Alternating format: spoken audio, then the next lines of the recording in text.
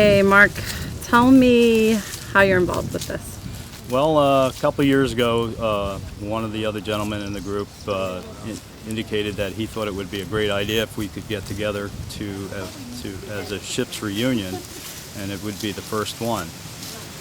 He had no idea about where it was going to be, but to me it was a no-brainer, and we said Marblehead.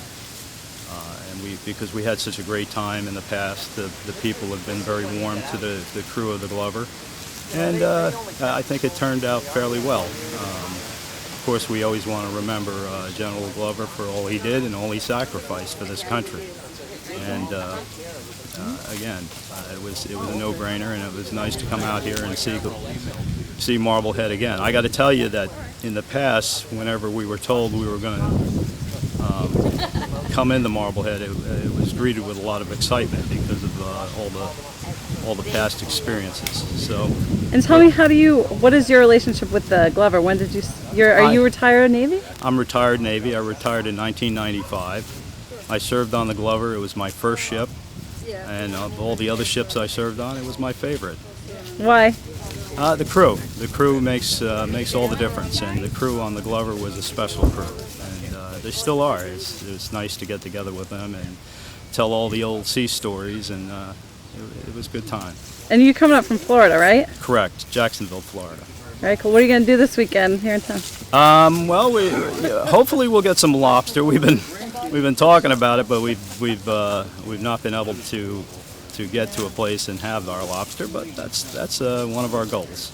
Spell your name for me. Say and spell it. Yeah. My name is Manuel Vital. Manuel. Last name is Vital. Okay, so tell me a little bit about how you are involved with this. So, are you retired Navy? Yes, I am retired Navy. When I was on the Glover, between 1973 and 1976, I was a young enlisted man as a young seaman, and then I worked my way up and I became a first-class bosun's mate.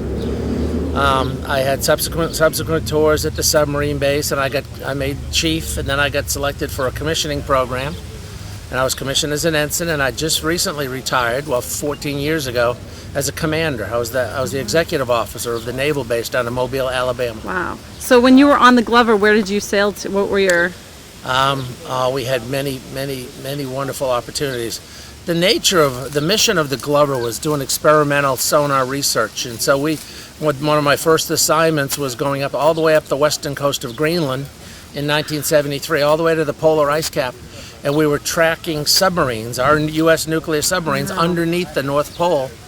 And after we spent about 6 weeks doing that, dodging the icebergs, we went down for a port visit in Bermuda. And my wife was on spring break from college, and I met her then, and I've been married for 35 years. I met her as a young seaman on the Glover, and she's still with us. She's up and sailing today. She didn't come down to the cemetery, but she's got nothing but great memories of the Glover. I spent 27 years in the Navy. I was on 9 different ships, and Glover was by far, I have the fondest memories. After doing lots of experimental research, we spent an awful lot of time in the AUTEC range, the Atlantic Underwater Testing and Experimental Center, down in Andros Island in the Bahamas, again, developing new types of sonar, new types of anti-submarine warfare technology. And because of the technology that was developed on the experimental platform, the USS Glover, once it was put in the finished product, we deployed it on all our ships. Right. And then in the 1980s, the Soviets, in the 1970s, the Soviets at any given day would have as many as 5 nuclear submarines patrolling in the Atlantic Ocean. But with the technology we developed on the Glover, the Soviet subs knew that they could never win a war against us. And spell your name for me. My name's Tony Webb, Tony-Webb. Okay, Tony, tell me, so you were a naval officer, or? I was a quartermaster. I specialized in celestial navigation. Okay.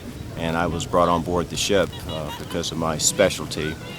It's a very refined art, and I wanted to have the opportunity to go around the world. And when we got out at sea, the captain came over the announcement system and says, "We have the good news and the bad news. Which do you want first?" And he says, "We're not going around the world." And I said, "I have now been shanghaied." And instead we went to Ethiopia and Somalia and South Yemen, Saudi Arabia, Pakistan, Karachi, Bahrain, and thoroughly enjoyed a cruise to the Middle East. And this was on the Glover? There were 2 American warships over there during the time period. And I have to say it's probably one of the most challenging missions of keeping up with the Russians and the Cubans and conducting our spying and providing the excellent intelligence back to the armed forces. Tell me why you came here today. Being on board the Glover is a very special meaning. When Manny had made the statement that his brother died on the cruise, I was with his brother at that time period and rendered as much aid as possible to have saved his life. Unfortunately, tragically, that did not happen. So you came sort of to honor. Correct. Okay, and tell me a little bit more about your experiences being in this town and the history for you. What does it mean to you? We have a car and we've been driving around, and I have to say, just driving around and having the opportunity of seeing all the sights and especially the history really just makes you feel good, and I've also had a strong sense that there's not a high level degree of crime, and it just gives you a warm feeling to be here and to be able to have the experience. It's the beauty, it's the fresh air, it's the great food, it's everything that a person would want to come to Marblehead or Salem and just enjoy everything. It's marvelous. And where are you coming from? Cape Canaveral, Florida. Oh, wow. Working in the aerospace industry. Cool. Coming up here, I was watching the weather, and from the temperatures of 80 to 90 degrees, and we were just very pleased that the sun is out today and is out yesterday, and everybody is enjoying the 4th of July weekend. It's marvelous. Well, your name? John Nicotra, Nicotra. Where are you from, John? Toms River, New Jersey. Okay, and when did you serve? I served on 1967 and 68. I think I'm the old man of this group. And what did the ship mean to you? It means a lot. Actually, July 4th, 1968, we were in the harbor, and the town of Marblehead opened the town to us. The residents were excellent. They invited us in our homes. So I have a real fond memory of Marblehead and the residents of Marblehead. Okay, cool. And anything else you want to add about the ship? It's an honor to serve on the Glover. And as Manny said before, what General John Glover did and his role in the Revolutionary War, and basically we carry on his memory, and we have a lot of fond memories. Even though we span like 30 years, different age groups and different times, but we're all sailors on the same ship, and we honor General Glover. Cool.